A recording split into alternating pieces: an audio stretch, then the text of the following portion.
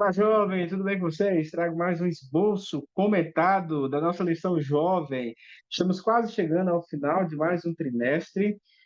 Estamos na lição de número 12, temática da semana Momento da Verdade. Ao longo de todo esse trimestre, temos estudado o desenrolar desse grande conflito entre o bem e o mal. E que bom sabermos qual lado no final será o lado vencedor e temos a alegria de estarmos desse lado. Então, te convido para mais um estudo da Bíblia por meio da lição. Temos a nossa parte introdutória com a nossa tirinha da semana.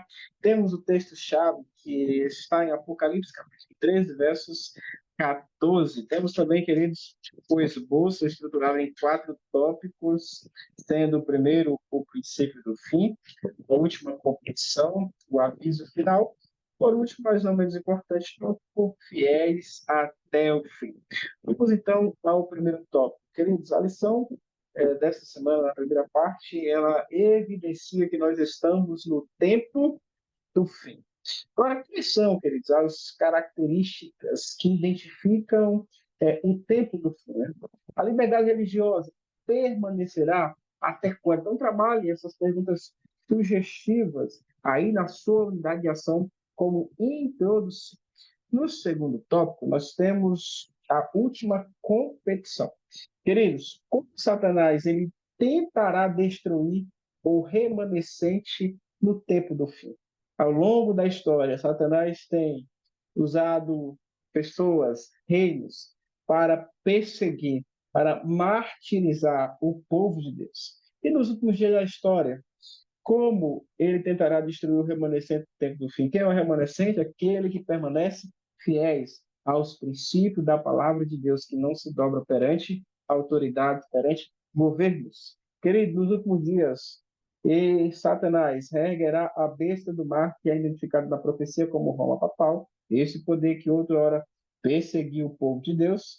Foge também uma besta semelhante a cordeiro, que é identificado na profecia como o poder legislativo dos Estados Unidos. Esses poderes se unirão, formando uma aliança. No cerne desse grande conflito, queridos, está a lei de Deus, que tem sido atacada ao longo da história.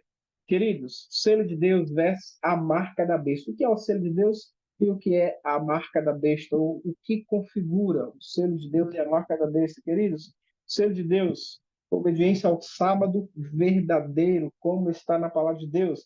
Marca da besta, obediência ao sábado falso, ou seja, ao domingo. A voz profética diz o seguinte, queridos: os protestantes dos Estados Unidos serão os primeiros a estender as mãos através do abismo para alcançar a mão do espiritualismo e atravessarão o abismo para dar as mãos ao poder católico, influenciado por essa tríplice união.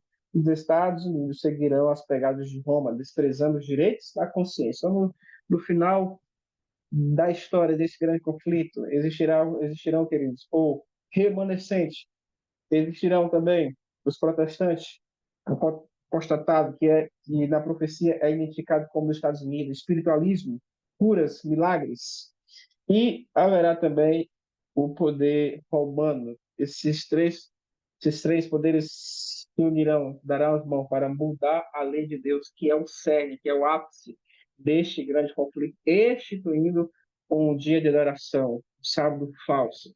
Então, tudo que Deus faz, Satanás, ele contrafaz. Temos a trindade, a palavra de Deus, Satanás, ele cria a falsa trindade.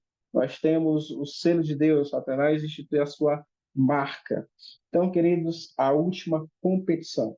O capítulo 36 do livro Grande Conflito, detalha em pormenores esse grande conflito. Então, leia a palavra de Deus, leia o espírito de profecia, para que você possa estar bem alicerçado no que diz respeito ao conhecimento da palavra de Deus. Só não será enganado quem estiver fundamentado na palavra de Deus.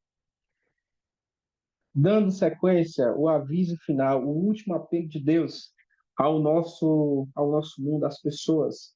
Apocalipse capítulo 18, verso 4, diz o seguinte: sai dela, povo meu. Essa expressão, povo meu, é uma expressão interessante na profecia bíblica, porque identifica que Deus também tem filhos sinceros em outros lugares. Queridos, está na lição. À medida que a guarda do domingo se torna o padrão social, o sábado se tornará um sinal peculiar, tanto da fidelidade de Deus para conosco, quanto da nossa fidelidade para com Ele. Isso inclui seu significado mais profundo, como o selo da aliança de Deus na vida do seu povo. Então, esse texto é um texto interessante. Leia, reflita, queridos, nesse grande conflito entre o bem e o mal. O grande alvo de Satanás é atrair a sua e a minha atenção para a falsa adoração. Repito, só não será enganado quem estiver fundamentado na palavra de Deus. E é por isso que Deus ele requer de mim e de você que sejamos fiéis até o fim. Os cristãos verdadeiros, ao longo da história, sempre sofreram perseguições.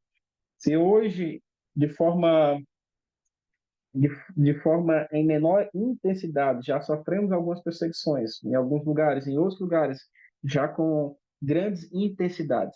Essa intensidade ela se intensificará, porque nós estamos vivendo no tempo do fim. Queridos, Deus a lição trouxe que Deus ele requer algumas características dos fiéis. E quais são as características? A lição ela trouxe pelo menos três características, sendo a primeira, não se contaminaram com doutrinas falsas. Segunda, seguem o Cordeiro por onde quer que ele vá. E o terceiro, relacionamento íntimo com Jesus, de maneira prática. O que significa seguir o Cordeiro por onde quer que ele vá? Queridos, que Deus ele nos abençoe, que Deus nos fortaleça, que nós possamos permanecer fiéis até o fim, fiéis à palavra de Deus. Nenhum erro destrói mais profundamente a autoridade do céu, e nenhum tem resultados mais nocivos do que a doutrina de que a lei de Deus foi vida. Ao longo da história, Satanás tem atacado a lei de Deus. Ao longo da história, Satanás tem feito tudo para destruir a palavra de Deus, mas ela tem perdurado porque ela é eterna, porque é a palavra de Deus.